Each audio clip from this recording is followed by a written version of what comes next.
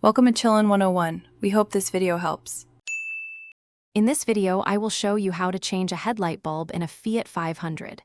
First, gather your tools, including a flathead screwdriver and the correct replacement bulb. Always ensure your engine is off and the parking brake is engaged for safety. Then, open the hood and locate the back of the headlight assembly you wish to service.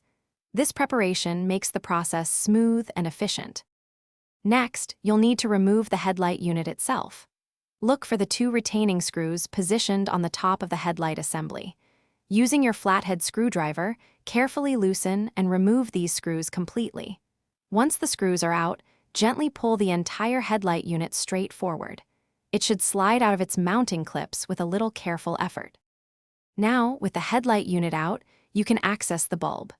First, disconnect the electrical connector by pressing its tab and pulling it off.